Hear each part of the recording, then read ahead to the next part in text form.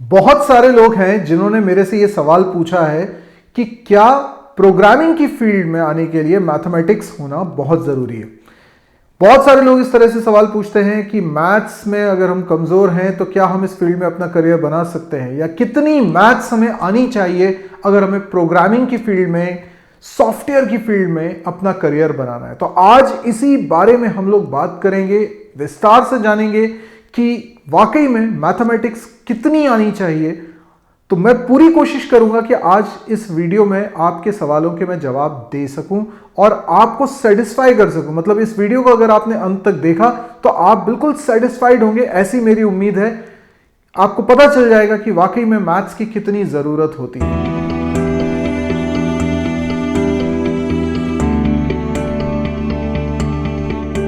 Hello friends, बहुत बहुत स्वागत है आपका mysurgery.com के इस चैनल पे और मैं हूं आपका दोस्त सौरभ शुक्ला। दोस्तों, आज हम लोग बात कर रहे हैं कि मैथ्स की कितनी जरूरत होती है, यानी कितना मैथ्स आपको आना चाहिए अगर आप सॉफ्टवेयर फील्ड में आना चाहते हैं।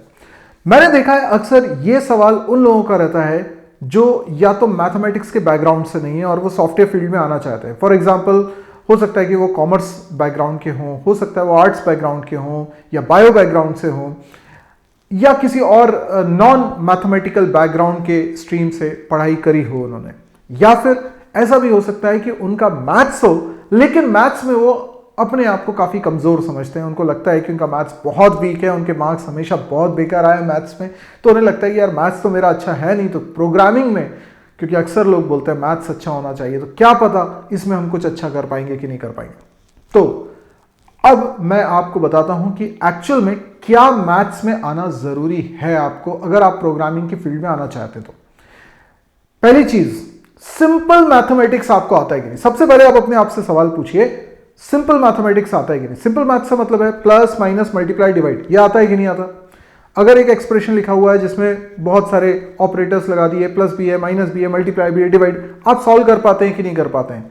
ये एक बेसिक रिक्वायरमेंट है। ये इतनी मैथ्स तो सभी को आना चाहिए, जो प्रोग्रामिंग फील्ड में नहीं भी आना चाहता उसको भी आना चाहिए भाई।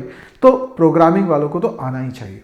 इसके बाद मैथ्स में क्वांटिटेटिव एप्टीट्यूड भी आपका होना चाहिए। जितना अच्छा होगा उतना आपको बेनिफिट होगा। क्वांटिटेटिव एप्टीट्यूड क्या है? अब आपको बोला जाए एलसीएम निकालना है, एचसीएफ निकालना है, तो आप निकाल सकते हैं।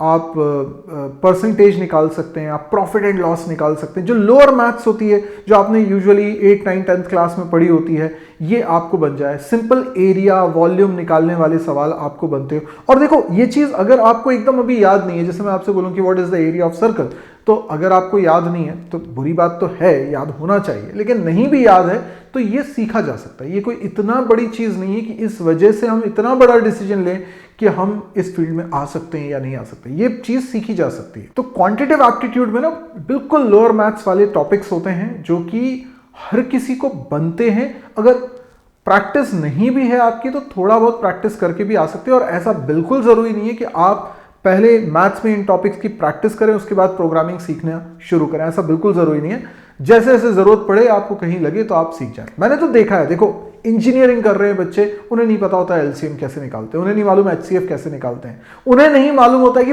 प्राइम नंबर क्या होता है। ये बेसिक चीज़ें उनको नहीं मालूम होती है, लेकिन फिर भी वो लोग प्रोग्रामिंग कर लेते हैं। ये सब मैं उन लोगों की बात कर रहा हूँ जो मैथ्स बैकग्राउंड से हैं, जो शायद इंजीनियरिंग कर रहे हैं पर उनको नहीं मालूम। और ऐसा थोड़े बहुत नहीं, 80-90% स्टूडेंट्स के साथ हालत है।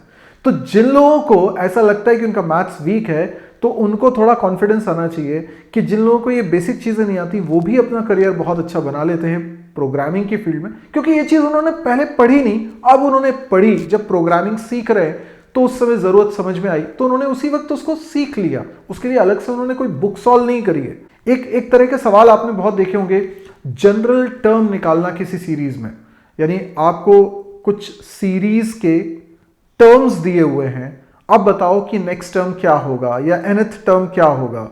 ये सवाल बहुत इंपॉर्टेंट है क्योंकि जनरल टर्म निकालने वाली चीज़ की बहुत ज़रूरत पड़ती है अक्सर प्रोग्रामिंग में। तो ये लॉजिक आपका होना चाहिए और ये भी लॉजिक डेवलप किया जा सकता है, थोड़ी सी प्रैक्टिस से डेवलप किया जा सकता है। इसके लिए भी कोई बहुत ज़्यादा आपको मेहनत करने की ज़रूरत नहीं पड़ेगी। लेकिन अगर ये इस तरह के क्वेश्चंस आपने करे हैं, आपने एपी जीपी एचपी वगैरह पढ़ा हुआ है, या आपने सिंपल कई सारे एग्जाम्स होते हैं, बैंक के एग्जाम्स होते हैं या कई सारे एग्जाम्स होते हैं जिसमें इस तरह के सवाल आते हैं कि पहला नंबर है 1, दूसरा नंबर है 3, तीसरा नंबर 5, चौथा नंबर 7, तो बताइए पांचवा नंबर क्या होगा? तो सभी को समझ में आ रहा है कि वो 9 होगा। तो इस तरीके के सवाल अगर आपसे बनते हैं, जनरल टर्म आप निकाल सकते हैं, तो ये आपको प्रोग्रामिंग में बहुत हेल्प करेगा। एक मैथ्स का टॉपिक है जो जरूर आपको आना चाहिए, that is number system. Binary number system, octal number system, decimal number system, hexadecimal number system. फिर बाइनरी नंबर्स का एडिशन कैसे करते हैं, वंस कॉम्प्लीमेंट कैसे लेते हैं, टूस कॉम्प्लीमेंट कैसे लेते हैं, दो बाइनरी नंबर्स का मल्टीप्लिकेशन कैसे होगा, या नंबर सिस्टम में कन्वर्जन कि बाइनरी नंबर है उसको डेसिमल नंबर सिस्टम में कैसे कन्वर्ट करें, डेसिमल नंबर सिस्टम है उसको ऑक्टल में कैसे कन्वर्ट करें। ये बेसिक मैथ्स है जो आपको आना चाहिए, नंबर सिस्टम आपको समझ में आना चाहिए। तो ये जो मैथ्स के मैंने टॉपिक बोले ना, ये इंपॉर्टेंट हैं, ये आपको आने चाहिए। पर यकीन मानिए अगर आपको ये भी अच्छे से नहीं आते तो ये कोई बड़ी प्रॉब्लम नहीं है। इससे ज्यादा जरूरी चीज, क्योंकि ये सब चीजें भी आप सीख जाते हो जब आप प्रोग्रामिंग सीखते हो और ये प्रॉब्लम सामने आती है कि अरे ऑड इवन का प्रोग्राम बनाना है, हमें तो पता ही नहीं है कि ऑड नंबर क्या होते हैं, इवन नंबर क्या होते हैं। ठीक है भाई, उस प्रॉब्लम को करने के बहाने हम उस कॉन्सेप्ट को सीख जाएंगे, हमें बेसिक आईक्यू लेवल इतना होता है, हम समझ सकते हैं उन चीजों को। तो इसके लिए आपको परेशान होने की जरूरत नहीं है। पर इससे ज्यादा इंपॉर्टेंट कुछ चीजें हैं जो आपके अंदर होनी चाहिए, वो है लॉजिकल थिंकिंग की एबिलिटी। आप लॉजिकली सोच पाएं, आप कॉमन सेंस अप्लाई कर सकें। जैसे पजल नुमा जो क्वेश्चंस होते हैं वो सॉल्व कर सकते हैं कि नहीं कर सकते हैं आप। रीजनिंग वाले जो सवाल हैं वो आप सॉल्व कर सकते हैं कि नहीं कर सकते हैं। आप देखिएगा कई सारे रिसोर्सेज ऑनलाइन आपको मिल जाएंगे जिसमें आपको रीजनिंग वाले क्वेश्चंस मिलते हैं। अब रीजनिंग में भी बहुत तरह के टॉपिक्स होते हैं, लेकिन मैं एक नॉर्मल रीजनिंग वाले क्वेश्चंस की बात कर रहा हूं जिसमें कहीं कॉमन सेंस और लॉजिकल थिंकिंग अप्लाई होती है। एनालिटिकल एबिलिटी आपके अंदर होनी चाहिए, आप एनालाइज कर सकें सिचुएशन को, आप एनालाइज कर सकें कि भाई क्या हमारे पास सिनेरियो है और हमें क्या अचीव करना है, क्या हमारा गोल है, हम एनालाइज कर सकें सिचुएशन को। ये बहुत इंपॉर्टेंट होता है। और एक बहुत बेसिक सी बात होती है, डू नॉट गिव अप का एटीट्यूड आपके अंदर होना चाहिए, यानी फाइटिंग स्पिरिट होनी चाहिए। चीजें नहीं बन रही हैं, वो एक पजल है, वो एक पहेली है, आप किसी पहेली को सॉल्व करने के लिए कितने मेहनत करते हैं, ये आपका एटीट्यूड है। वो एटीट्यूड जितना बेहतर होगा, जितना फाइटिंग स्पिरिट आपकी ज्यादा होगी, उतना आपको प्रोग्रामिंग की फील्ड में फायदा मिलने वाला है। लेकिन मैं इससे भी मजेदार बात आपको बताता हूं कि आपको बिल्कुल चिंता करने की बात नहीं है। जो लोग प्रोग्रामिंग की फील्ड में आते हैं उसमें से काफी सारे लोग ऐसे होते हैं जिनमें ये सारी की सारी चीजें, ये सारी क्वालिटीज होती ही नहीं है। ये सारी क्वालिटीज ट्रेनिंग से डेवलप की जा सकती हैं। यस, ये मैंने देखा है स्टूडेंट्स में, सिंपल ट्रेनिंग दो और वो आसानी से इन स्किल्स को डेवलप कर लेते हैं। जैसे गिव अप करने वाला जो एटीट्यूड है, इस एटीट्यूड को बदला जा सकता है। इसमें मोटिवेशन की जरूरत है, गाइडेंस की जरूरत है, लगातार प्रैक्टिस की जरूरत है। कुछ सवाल हैं जो बहुत टफ हैं, उनके पीछे पड़ जाते हैं और आपका जब गिव अप करने का मन करता है तब मैं आपको बोलता हूं कि नहीं, अभी इसको और ट्राई करो, इसको इस तरीके से कर सकते हो, इसमें ये गलती कर रहे हो, इस तरीके से कर सकते हो। और फिर 100 तरीके लगा के थोड़ा टाइम लग के वो जब बन जाता है तो वो उस बंदे का हो जाता है एक्सपीरियंस कि यार मैंने सॉल्व किया और ये थोड़ा टाइम लगा पर बन गया। और ये जब मेमोरी उसके दिमाग में बैठ जाती है तो अगले बार जब सवाल पे गिव अप करने का मन करता है तो ये मेमोरी उसको हेल्प करती है कि नहीं, तुमने पहले भी सॉल्व करा हुआ है तो इसलिए लगे रहो।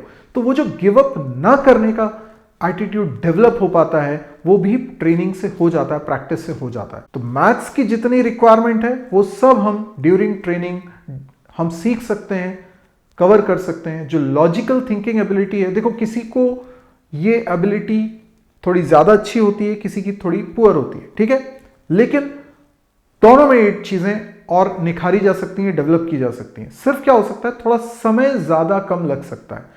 किसी व्यक्ति का हो सकता है मैथमेटिकल बैकग्राउंड बिल्कुल भी ना हो, उसका क्वांटिटेटिव एप्टीट्यूड पुअर है, साथ में लॉजिकल एबिलिटी भी पुअर है, रीजनिंग वाली चीजें भी पुअर है, कोई बात नहीं, आपको थोड़ा समय ज्यादा लगेगा। नॉर्मली किसी को 2 महीने लग रहा है तो आपको 4 महीने लग सकता है, इतना ही अंतर आएगा, लेकिन आप कर सकते हो। मतलब 99.99% लोगों के लिए मैं बोल रहा हूं, आप कर सकते हो। तो मैथ्स को लेकर जो आपके दिमाग में एक डर है, एक रेजिस्टेंस है उसके लिए, वो मत रखिए। अगर आप प्रोग्रामिंग फील्ड में अपना करियर बनाना चाहते हैं, बिकॉज ये एक बहुत प्रॉमिसिंग एरिया है, इसमें बहुत ज़्यादा जॉब्स हैं, बहुत अच्छा फ्यूचर है।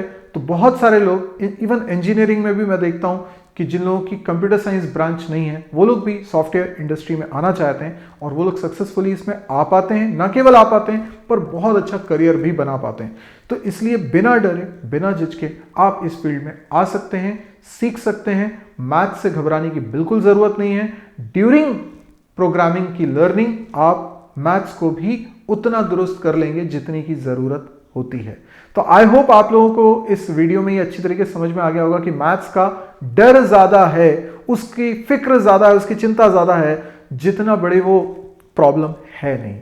तो मुझे पूरी उम्मीद है कि आज की वीडियो से आपको हेल्प मिली होगी, मोटिवेशन मिला होगा, गाइडेंस मिला होगा। और यदि आपको मेरे वीडियो पसंद आते हैं तो प्लीज़ आप मेरे वीडियो को लाइक ज़रूर करिए। और अगर आपको लगता है कि ये वीडियोस दूसरों के भी काम आ सकते हैं तो आप इसको जितना हो सके शेयर करिए। अगर आपने अभी तक मेरे चैनल को सब्सक्राइब नहीं किया तो जल्दी से इसको सब्सक्राइब कर लीजिए। आज के लिए इतना ही दोस्तों, थैंक यू, गुड बाय।